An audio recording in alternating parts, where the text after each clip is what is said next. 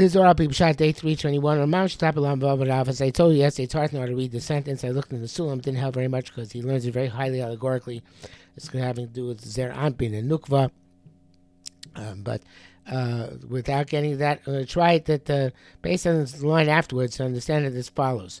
So the Mamish Tapalam Vamanav, leaving at the bottom line and Haman base, the Nachash told the woman, Bilana da Barakucha Bichama, with this world, Akush Baruch created with this tree, Akush Baruch created the world. The tree was a tool which Akush Baruch used. Vada Ichlamine, you eat from a man, but you'll be like a Kodesh Baruch. Yoy Tavara. You know you'll know good and evil, whatever that means. Because that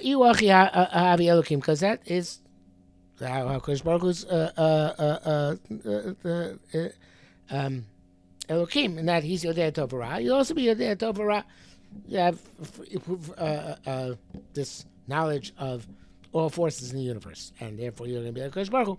Shmei Eitz Hadas Tovara, and the name of the tree is Eitz Hadas Tovara. And if you eat from it, you'll have the tool to be like a Kodesh Baruch Hu. Yodei Tovara, etc. Gomer. Rabbi Yehuda says, Lo Amar Hachi. No, he didn't say this. It would say that with this, the tree is a tool by which you can be like Kodesh Baruch Hu. Kodesh Baruch Hu used the tree as a tool to create the world. It wouldn't be so bad. Was he be okay, so to speak? Not really. It wouldn't okay. It would be like an axe in the hands of the person who's chopping the wood. So the tree is a tool. It's not something intrinsic. It's a tool. Okay, it's bad to say because Baruch used the tree to create heaven and earth, but it's not so bad. It could be a lot worse, right? He says, he didn't say that. He said rather, Hashem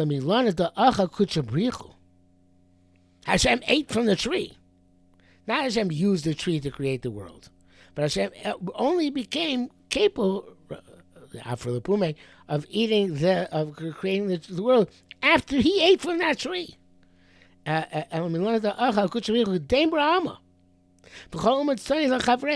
This law is also the Medrash Rabbah.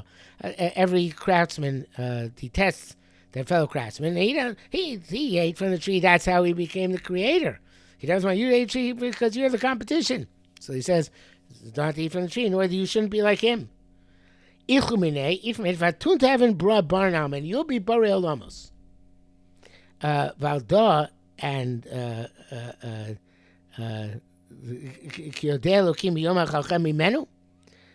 because that the Nachash says Hashem knows when you eat from it, etc., that you'll be able to create it yourself. And since he knows this, he told you not to eat from it. So it's not the first opinion, which was Rabbi Yossi actually. I didn't quote his name because it's about Lam Hamed base. It's on the top of Lam above and out. But Rabbi Yossi holds that he told them, you know what, Kodesh Baruch Hu used the tree to create the world. Hashem is Hashem, and he used the tree to create the world. You eat the tree, you'll be able to create worlds as well. So, according to Rabbi Yehuda, is much worse. He said, no, Hashem is only Hashem. You only became a king because he ate from the tree. And then you eat from the tree, and you'll be like Hashem. You'll also be Elohim. So it's not just you'll be able to use the tree, but rather you're going to be on the same level as the Kodesh Baruch Hu. Okay. Amar Yitzchak said, "Bekula melilu shikra." There was all his words were sheker, and all of his words in Nachash were sheker. B'sherusa b'sherusa the imro shirava. The beginning of his words, you said sheker. The Chesiv says, "After Malakim lo tochlu mikol itzagan." It's these lights that Hashem said not even all the trees. There was no way.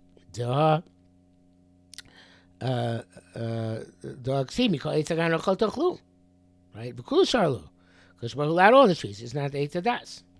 So Nachash, he used sheker from the beginning. obviously that was part of his mirma, his arma, his arum. He was arum that he used lies in order to trick Chava. So now we're going to the back to saying what you talked before about the Sheva Mitzvahs. But the point here is a fascinating point that the Eitz Hadas, after understand, was so spiritual beyond our capacity to understand. Obviously, from the simple reading of the Psukim, that Chava could actually understand that the Hashem ate from the Eitz Hadas, and only that way he was able to create the world, right? Which there's so much Avodah Zarah involved in that belief, and Chava could fall for that. So it's like the Gemara says by Rav Ashi. So Rav Ashi said that the Gemara going to tell you from Menashe, and then Menashe came to Midrim and said, "You call me a friend. You know, you've been there. You would have succumbed me to Avodah Zarah. We tried not to succumb to Avodah Zarah. It's not possible for us to understand how these things happen. How Chava could have fallen for such a ridiculous statement that God is only God because he ate from the tree. What do you mean? Who created the tree? Where's the tree from? The tree is Kadmon. So but obviously there's something here which the tree represented. I think that's the Zohar is really perhaps I brought down Pasuk. There's something powerful in the tree. So it's not just that, according to what Rabbi Yehuda says, it's not just that Rabbi Yehuda says that Hashem, okay, he had the tree, he created the tree, and then he used the tree as a tool. Well, that's fine. Chava was able to become inside the Nachash. That the tree itself is what gave HaKadosh Baruch Hu the power to create the world. So that obviously the tree had this extraordinary spiritual component to it, which we can't understand. There's no other way of understanding what went on here. And then, of course, the idea of sheker. So there's a whole possible, many ways of understanding why the Zohar emphasizes the sheker at the beginning. But and the other story, but also speaks about how we see from this that Adam actually misled her, told her not to touch the tree, didn't know that. But a person is misguided and is lied to enough and is lied to a certain way. This obviously is something which lead a person to ludicrous conclusions in the end. I'm not really explaining it, just pointing out how there's something here about which has to be understood as by what it means, what is always trying to say about it was sheker from beginning. In other words, how because a lot which probably elaborate on how the Nachash's tactics which are ideal in order to convince somebody to do something wrong. Okay, as I said, we're going to go on now to something else, so we'll stop here for today.